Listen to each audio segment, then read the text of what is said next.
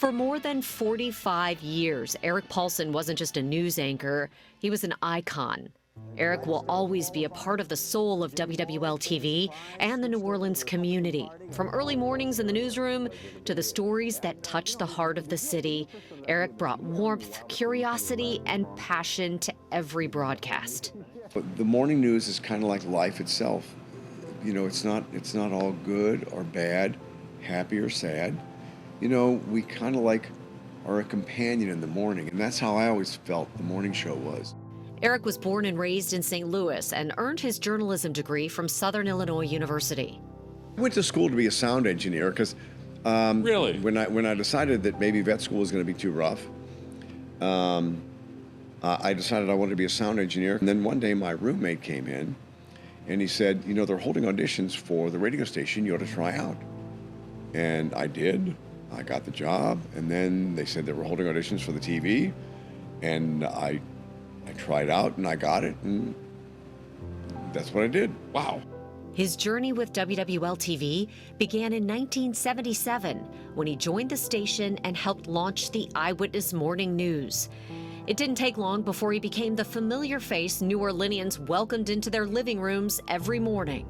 His charisma and chemistry with co-anchors like Andre Trevine and later Sally Ann Roberts turned the show into the highest-rated morning program in the country.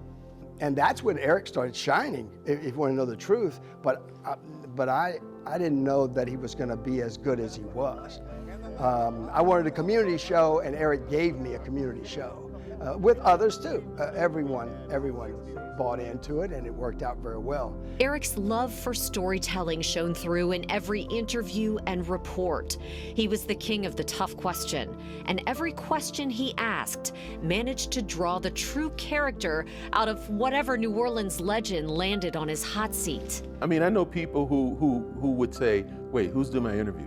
And they would actually be in fear that it was going to be Eric, but at the same time, they also knew that he was going to be fair and they were going to have fun. Whether it was his historic final interview with literary icon Tennessee Williams or his deep friendship with music legend Fats Domino, Eric had a way of connecting with people that made his stories unforgettable. Look who's here. Hey, Quan! Well, I gave me shoved up. Ain't the door? Yeah. Sure, it's nice to see you, man. Jesus. I ain't seen you since last time, dude. And they talked about the old times, and then I said in the interview, I said, let's be honest. If it weren't for Fats, there'd be no Dave. If it weren't for Dave, there wouldn't be a Fats. And if it weren't for Cosmo Matassa, there wouldn't be a Fats and Dave. And they said, you're right. And they said, why have we waited so long? Yeah. And I said, well, we're together now, we're good. Behind the scenes, Eric was known for his quirky love of animals, including his collection of turtles and his authentic personality. In 2009, he married his former WWL colleague, Bethany Culp. I met a woman there, the strongest woman I ever met, so I married her. And in 2016, they welcomed a son. Eric was always quick to call Bethany the true love of his life. In recent months, Eric faced a new challenge. He revealed his battle with cancer in a heartfelt letter to all of us, showing the same strength and positivity he brought to every aspect of his life. This is a fight I don't welcome, but I'm ready for this battle. My attitude is very positive, and I have a lot of support from family and friends.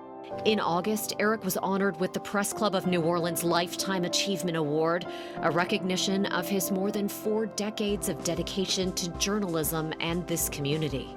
Just weeks later, the New Orleans City Council acknowledged his extraordinary contributions to the city.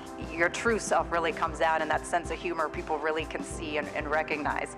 But what I also recognize, you as my friend, just how much you truly do and care for this city, not only in your job, but you as a person.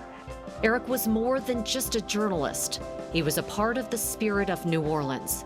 His legacy will live on in the stories he told, the lives he touched, and the city he loved so deeply.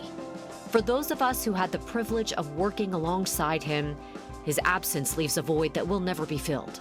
Eric We are all grateful for this good man who chose New Orleans to be his home, his forever home. The city will forever remember him as the man who brought their stories to life every morning. He was the quintessential news anchor, and our newsroom will forever feel his influence with his larger-than-life presence in the very place that he helped make a powerhouse.